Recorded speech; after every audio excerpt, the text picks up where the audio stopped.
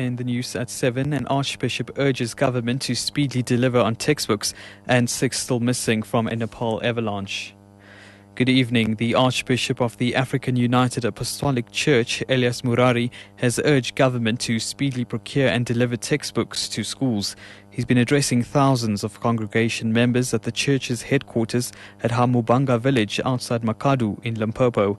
Hundreds of church members from around the country and neighboring states gathered for the annual General Conference. Minister in the Presidency Collins Chibane and Limpopo Premier Kassel Matale have also been attending the service on behalf of the ANC and government. Archbishop Murari says a lack of textbooks at schools is negatively affecting learners. Government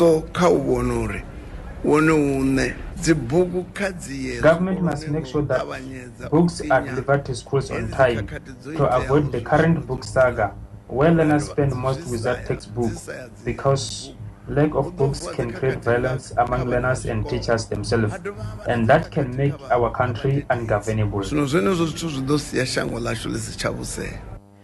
Details are continuing to emerge following the death of former world heavyweight boxing champion Corey Sanders. The owner of the Touch Haven restaurant in Brits in the northwest, where Sanders was shot last night, says his attackers might have gained access to the premises through a gate that staff use.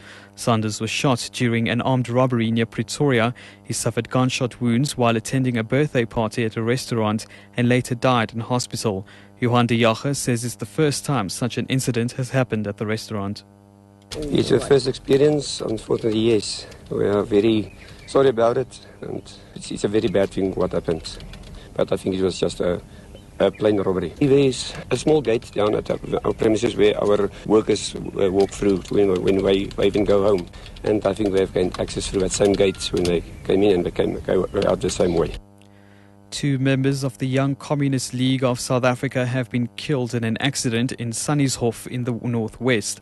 The league spokesperson Mangaliso Konza says the passing of Maria Mochaka and Kemis Kumalo is a great loss to the league.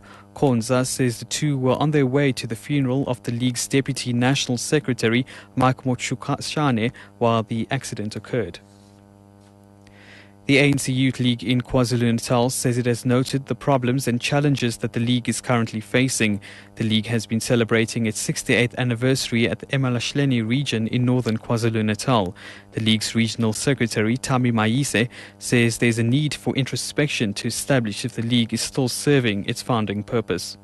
We are gathered here at Newcastle in the province of KwaZulu-Natal to continue to celebrate the existence of the ANC Youth League, to commemorate its contribution to history. So we're here to celebrate their contribution and to see how we can also further push and walk in their steps as we're also going to continue to ensure that there's freedom in our lifetime, economic freedom in our lifetime.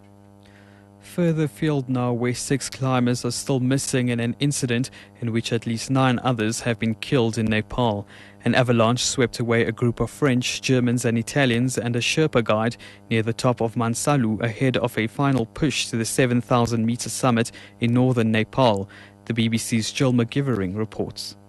Mount Manaslu is the world's 8th highest peak. When the avalanche struck, the group of more than 20 climbers, most of them Europeans, and local guides, was camping overnight at an altitude of about 7,000 metres, getting ready for a final push to the summit. So far, 2 bodies have been recovered. Some injured climbers were rescued and flown to Kathmandu, where 1 has since died. Attempts to reach other bodies seen on the mountainside had to be suspended. The weather conditions, cloud and fog, made it too treacherous for helicopters. And finally, back home now, to mark Heritage Month, Port Elizabeth's northern areas are hosting the 6th annual Northern Arts Festival at Bethalsdorp Sports Field. The aim of this year's festival is to bring the community of the northern areas together through entertainment and to keep the youth off the crime-ridden streets.